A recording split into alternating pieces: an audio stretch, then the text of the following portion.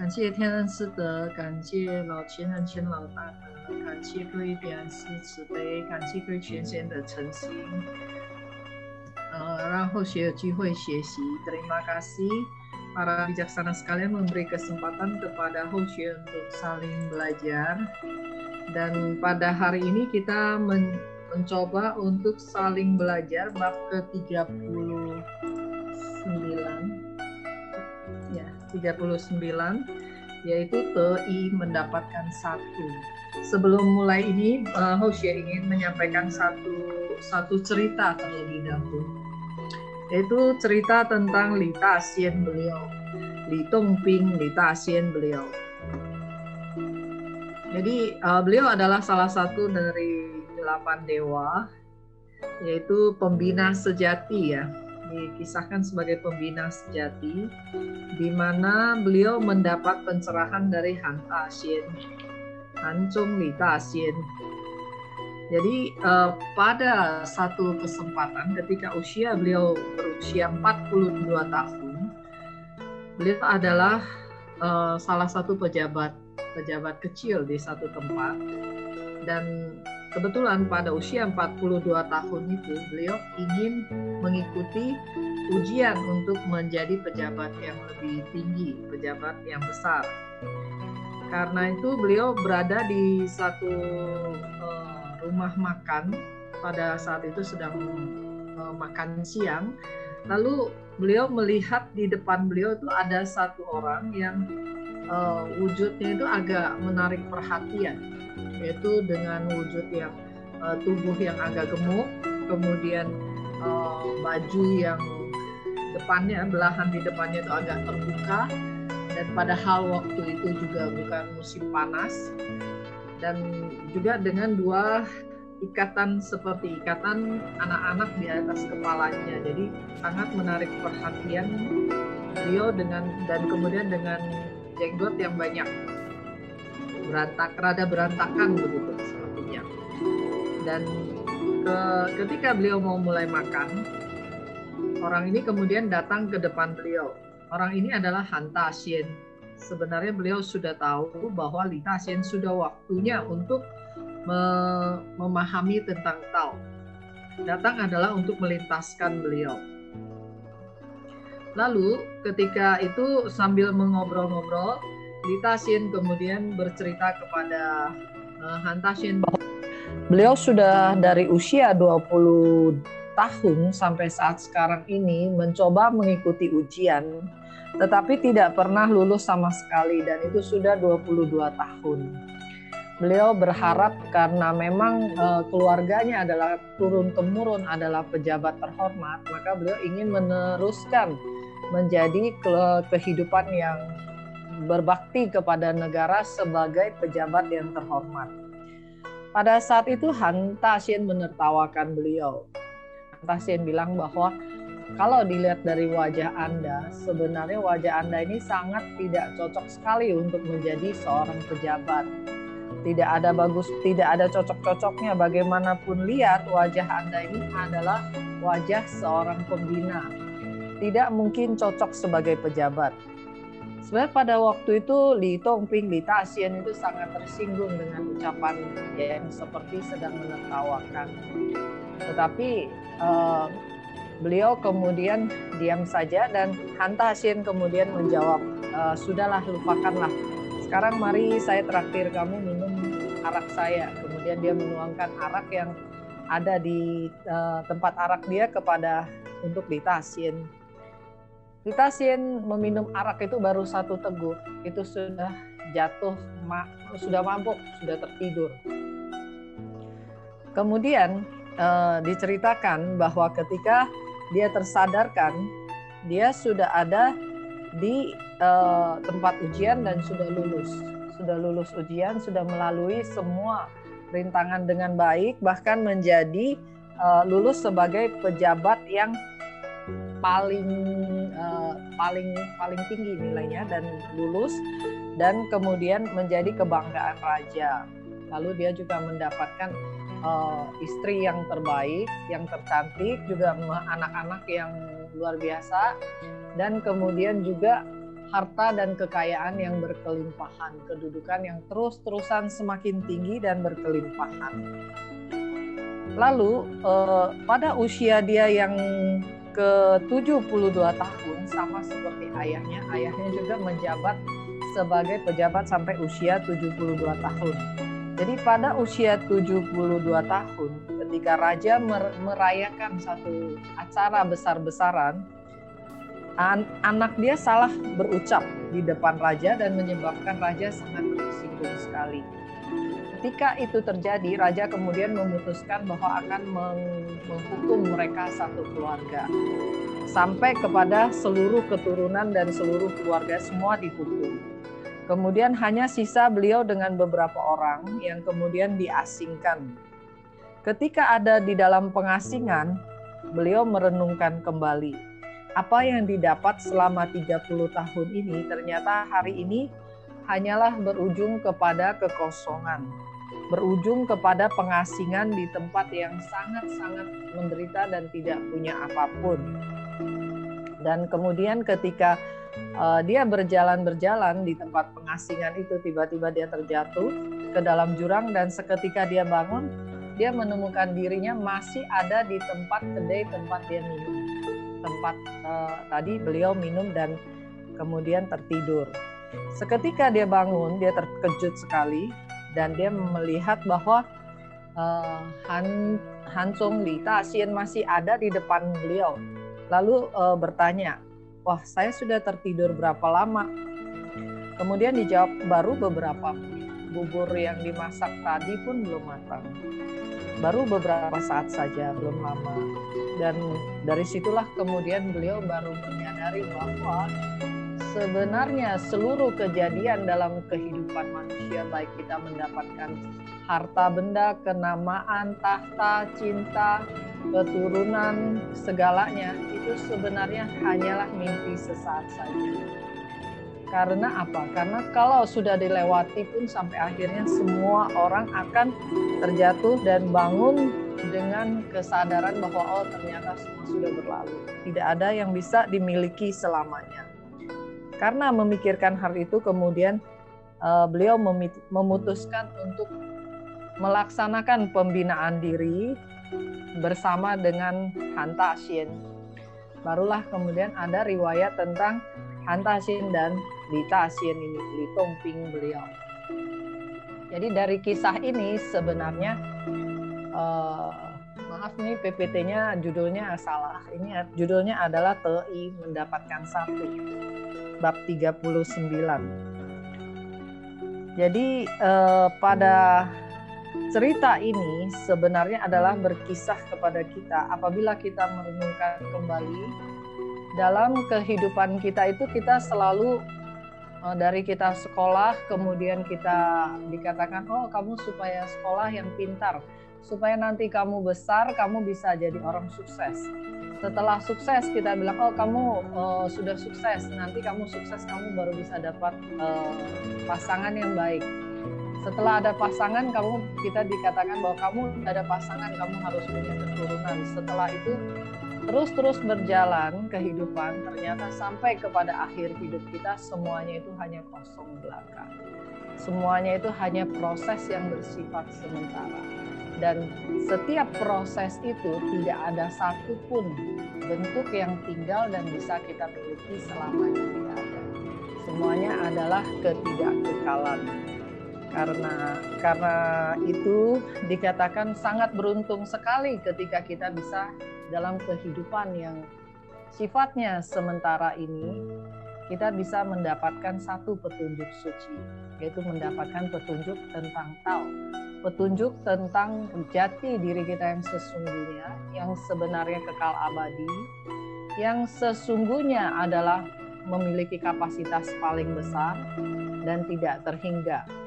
Sebenarnya kita tidak, setelah kita Shu Tao, kita baru tahu bahwa kita tidak begitu sia-sia datang ke dunia ini. Hanya saja jangan sampai kita salah arah, kita salah menggunakan kapasitas besar kita ini.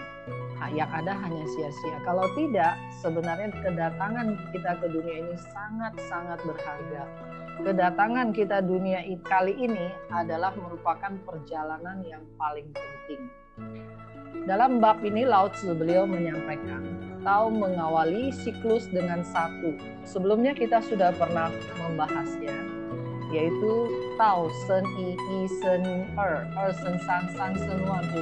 Tao melahirkan satu, satu melahirkan dua, dua adalah dualisme yin yang, kemudian baru melahirkan seluruh semesta raya dan seluruh bentuk kehidupan.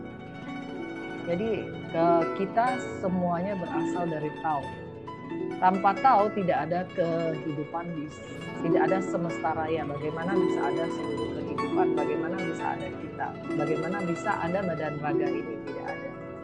Jadi walau bagaimanapun, badan raga ini hanyalah satu bentuk yang kita pinjam yang terdiri dari 5 unsur. Api, air, tanah, udara, dan api, air, tanah, udara, 4 unsur. Terdiri dari 4 unsur. 4 unsur ini adalah kita pinjam dari bumi, yang dimana suatu saat nanti lahir, sakit, tua, dan mati, kita akan kembalikan kembali kepada bumi. Badan palsu ini tidak akan ada kesejatiannya. Yang dilihat, yang didengar, yang dirasakan, yang dipikirkan, semua yang kita anggap benar, itu sifatnya berubah-berubah dan sifatnya sementara. Nama yang kita miliki di dunia ini juga sifatnya sementara. Yang sejati hanyalah roh suci kita. Tanpa yang sejati, raga, tubuh raga ini tidak akan bisa berfungsi. Disebut sebagai kerangka atau jasad belaka. Tapi ada roh suci kita disebut tubuh. Ada kehidupan. Karenanya itu Tao mewakili siklus dengan satu. Satu itu kalau dalam aksara Mandarin adalah satu garis. Satu garis apabila kita tarik menjadi satu bulatan, lingkaran atau seperti huruf nol seperti itu. Dan kalau kita susutkan dia kembali menjadi satu. Itu menjelaskan bahwa Tao dari satu itu bisa menciptakan seluruh yang ada dan kemudian kembali kepada satu titik, yaitu roh suci, yaitu Tao itu sendiri. Jadi siklus yang abadi ini tidak berubah sampai kapanpun. Tidak ada satupun kehidupan atau manusia yang bisa merubahnya. Karena siklus ini dan roh suci kita ini tidak lahir, tidak mati, kekal abadi selamanya.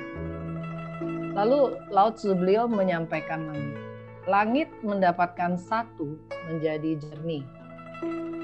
Para bijaksana yang Hoshi hormati, langit apabila tidak ada Tao, maka kehidupan di dunia ini tidak akan tentram. Langit apabila tidak ada Tao, maka matahari tidak akan selalu terbit dari timur. Bisa terbalik-balik, maka tidak akan tentram. Langit karena ada Tao, maka matahari bisa terbit dari timur, tenggelam di barat, tidak pernah terlambat. Angin bisa bertiup dengan spoi-spoi, memberikan rasa nyaman dan tidak panas. Dan kemudian air yang bergerak tepat waktu dan tidak menyebabkan bencana. Hujan yang turun juga tepat waktu, bahkan memberikan manfaat bagi kesuburan tanah dan membersihkan seluruh yang tidak baik, energi yang tidak baik, dan termasuk penyakit-penyakit yang tidak baik dibersihkan oleh air hujan apabila langit ada Tao-nya. Dan ketika bumi ada Tao, bumi mendapatkan Tao, maka dikatakan tenang. Mengapa bumi mendapatkan Tao bisa dikatakan tenang? Karena apabila bumi ada Tao-nya, barulah kesejahteraan di dunia ini bisa dicapai. Yaitu makanan, tumbuhan yang tumbuh itu bisa tumbuh dengan sempurna, dan panen juga tidak akan ada kegagalan, akan melimpah ruah. Kemudian bumi akan menjadi tentram, tenang. Walaupun kita tahu bahwa bumi kita itu bergerak sangat cepat sekali, mengelilingi porosnya sekaligus mengelilingi bulan itu sangat cepat sekali. Jadi boleh dikatakan bahwa kalau bumi ini tidak tentram, maka kita nggak bisa tinggal di bumi ini. Karenanya itu ketika bumi tentram karena ada Tao, karena sesuai dengan Tao, maka tidak ada gempa, tidak ada bencana. Maka suara-suara hewan pun akan menjadi gembira. Mereka hewan-hewan di dunia ini pun akan tidak ada kegelisahan. Ekosistem pun akan stabil. Tidak ada badai, tidak ada topan di laut maupun di darat. Manusia pun bisa hidup berdampingan dengan sejahtera dan tenang. Karena apa? Tanah subur, penuh nutrisi, makanan yang diambil dari bumi itu semuanya menghidupi dengan sangat baik dan sangat sehat, tidak akan ada bencana. Karenanya itu dikatakan ketika bumi mendapatkan Tao, maka semesta raya akan harmonis, akan tenang. Dan juga boleh dibilang ketika tenang maka bisa makmur. Kemudian ketika dewa mendapatkan Tao maka akan menjadi sakti, atau bahasa Mandarinnya adalah Tung. Para bijaksana yang Hoshi hormati, ini diumpamakan seperti kita, sebagian orang mungkin punya kebiasaan pergi ke satu tempat yang dirasakan, oh dewa di sana itu sangat ling sekali, sangat sakti. Jadi siapapun yang datang ke sana, entah itu bertanya apapun, misalnya ada barang hilang, ditanya pun nanti pulang-pulang sudah ketemu. Atau ada yang sakit, minta supaya diberkati, disembuhkan, pulang-pulang sudah sembuh. Banyak sekali kalau pada masa-masa lalu dari orang-orang tua, ya, Hoshi juga mendengar di mana orang tua itu sering ke kelenteng ini atau tempat beribadah ini untuk memohon perlindungan dari dewa-dewa yang dianggap hening, dianggap sakti. Memang betul ada. Para dewa-dewi ini memang merupakan berjodoh dengan manusia, maka beliau-beliau itu pun punya pahala yang cukup kuat baru bisa menjadi dewa-dewi. Tetapi kalau beliau-beliau itu menolong umat manusia juga tidak sembarangan. Karena cara beliau bisa menolong umat manusia itu tentunya dengan melimpahkan jasa pahala dia, memberikan bantuan. Dan beliau pun harus mengikuti aturan langit, tidak sembarangan. Karenanya itu dikatakan dewa itu kalau ada taunya maka menjadi sakti. Tetapi satu masa kemudian, apabila waktunya sudah lewat, dewa ini sendiri pun sudah mencapai tujuannya, mungkin akan pergi lahir ke alam lain atau apa, maka kita kembali lagi ke tempat itu sembahyang, sudah tidak lagi sesakti pada sebelumnya. Ada kondisi yang demikian juga.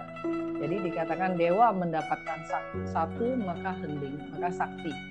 Lembah mendapatkan satu maka asri.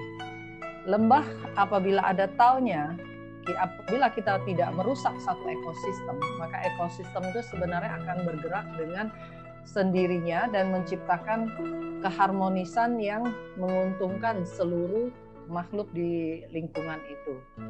Jadi ini lembah mendapatkan satu maka asri juga bisa dijelaskan sebagai pintu suci kita.